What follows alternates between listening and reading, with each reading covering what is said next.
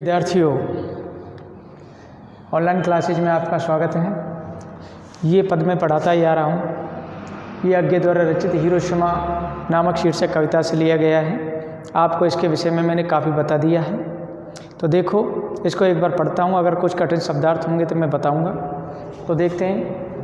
छायाएँ मानव जन की नहीं मिटी लंबी होकर, छायाएँ मानव जन की नहीं मिटी लंबी होकर, मानव ही सब भाप हो गए छायाएँ तो अभी लिखी हैं। मानव ही सब भाप हो गए छायाएँ तो अभी लिखी हैं। झुलसे हुए पत्थरों पर उजड़ी सड़कों की गज पर, झुलसे हुए पत्थरों पर उजड़ी सड़कों की गज पर, मानव का रचा हुआ सूरज मानव को भाप बनाकर सोख गया। पत्थर पर लिखी हुई है जली हुई छाया मानव की साखी है। देखो इस पद में जो कठिन शब्दार्थ आए हैं उनमें एक तो आया गच। गच का मतलब होता है फर्श।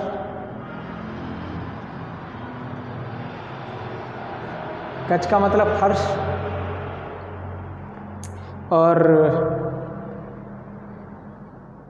इसमें और जो शब्द आए हैं झुलसा हुआ, मतलब झुलसा का मतलब होता है जो अग्नि से जल जाता है, जल जाना,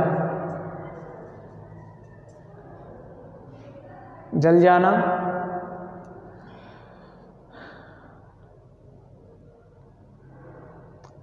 और देखो बच्चों, ये भाप का मतलब है जब पानी, जैसे कि सूरज अपनी धूप के कारण, गर्मी के कारण कोई भी जो जैसे कि जल है, जल को भाप बना करके उड़ा देता है। जितने भी द्रव पदार्थ हैं उनको भाप बना करके उड़ा देते हैं, ये होता है भाप। और देखो एक शब्द आया है इसमें साखी।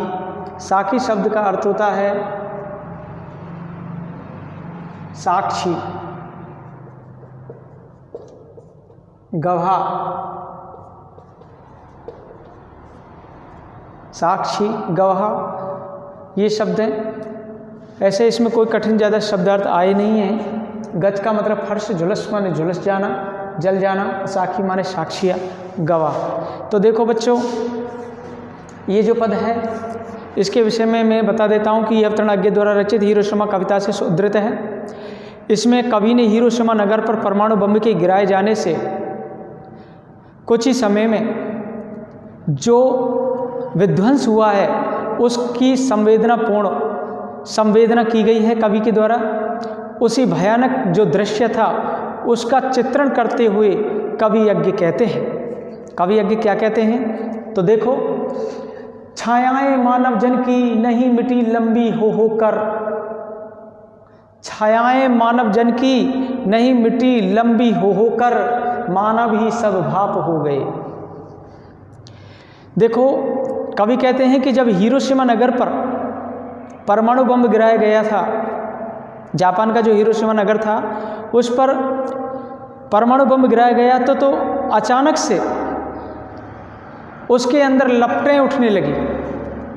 वहाँ पर बहुत तेज स्पीड से, तेज गति से लपटें उठने लगी, जिनसे वहाँ के जो रहने वाले लोग थे, निवासी थे, उनकी छायाएं लंबी होकर समाप्ति नहीं हो रही थी।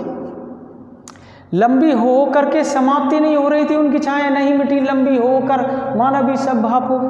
उनकी जो छायाएं थी वो लंबी होकर के भी समाप्त नहीं हो रही थी, सबको विध्वंस हो गया वहाँ पर। कहने का अर्थ है कि उनके शरीर एकदम जल करके भाप बन गए। उस परमाणु बम से उनके शरीर जल करके भाप बन गए, पता ही नहीं क्या हो रहा है। कवि का कहने का भाव ये कि परमाणु बम के तेज प्रकाश से उसके अंदर जो विषैली रेडियो एक्टिव किरणें निकलती हैं, और वहाँ के जो जितने भी वहाँ के रहने वाले लोग थे, वे भाप बन करके रहने वाले लोग थे, वे अकाल मृत्यु को प्राप्त हो गए थे। उनके शरीर रासायनिक क्रिया में रासायनिक क्रिया से भाप बन करके उड़ गए, विलीन हो गए। जो मनुष्य, जो परमाणु बम गिराया गया था हिरोशिमा पर, उस हिरोशिमा से परमाणु बम से जो परमाणु के अंदर से रेडियो एक्टिव विकिरण निकल रही थी, रासायनिक क्रिया हो रही थी, उस रासायनिक क्रिया के द्वारा मनुष्य का जो शरीर था वो भाप बन करके विलीन हो गया, समाप्त हो गया। छायाएं तो अभी लिखी हैं झुलसे हुए पत्थरों पर, छायाएं तो अभी लिखी हैं झुलसे हुए पत्थरों पर, उजड़ी सड़कों की गज पर। गज मतलब फर्श।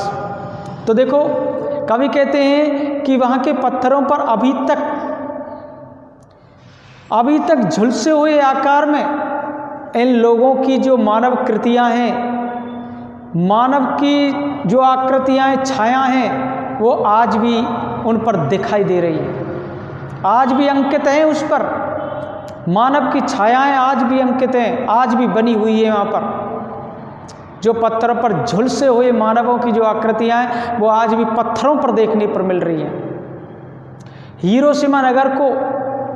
हिरोशिमा जो नगर है उसकी उजड़े हुए सड़कों की जो फर्श है, उस फर्श पर जो बड़े बड़े गड्ढे हैं, उन गड्ढों पर अभी भी उस विनाश के चिन्ह अवशिष्ट रूप में दिखाई दे रहे हैं।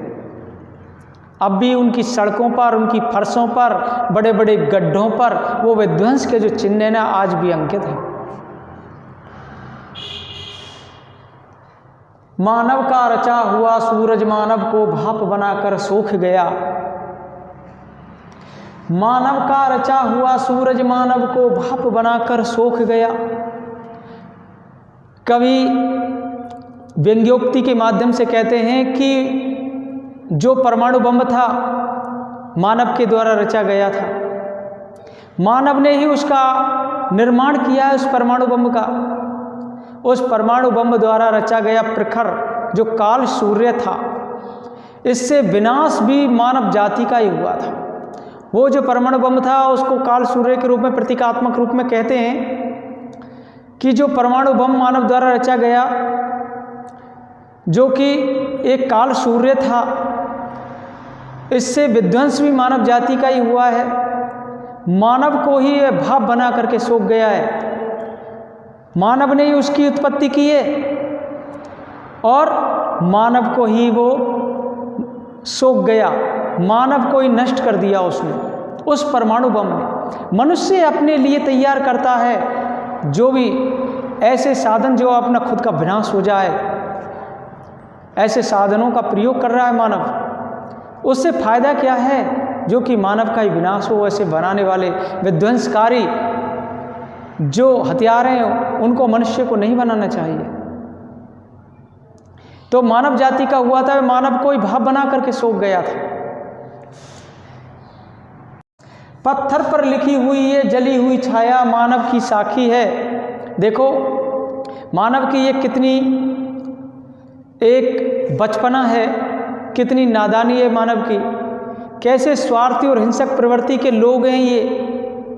हिरोशिमा नगर के पत्थरों पर मानव की जली हुई छायाएं आज भी दिखाई दे रही हैं, आज भी अंकित हैं उन पत्थरों पर, उन जले हुए लोगों की जो छायाएं हैं, जो कि मानव के मानवता विरोधी कार्य की गवाह है, साक्षी हैं। मानव का जो मानवता विरोधी कार्य है उसकी वे साक्षी हैं,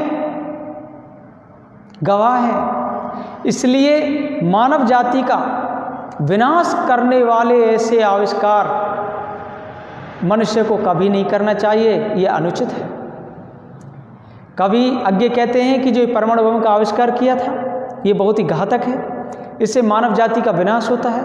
मनुष्य ये घातक हथियारों का प्रयोग अपने लिए ही कर रहा है, खुद का विनाश करने के लिए कर रहा है, ये समझता नहीं है, सोचता नहीं है।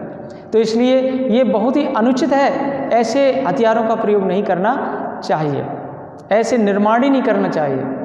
द्वितीय विश्व युद्ध में अपना वर्चस्व स्थापित करने के लिए अमेरिका ने परमाणु बम का प्रयोग किया था और हिरोशिमा जो जापान का शहर था और नागासाकी जापान के शहर थे, उन पर उन्होंने परमाणु बम गिरा था, उनका विध्वंस किया था, वह बहुत ही भयानक रूप से था। परमाणु बम के आविष्कार को मानव जाति का एक विनाश करने वाला एक बहुत ही विध्वंसकारी कृत्य बतलाया है।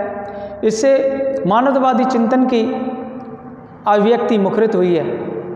तो देखो बच्चों, ये जो कवि यज्ञ ने बताया है, उन्होंने यही बताया है कि व्यक्ति के लिए ऐसी चीज़ों का निर्माण नहीं करना चाहिए जो व्यक्ति के खुद का विनाश बन जाए। विनाश मतलब खुद के लिए विध्वंसकारी हो जाए। धन्यवाद।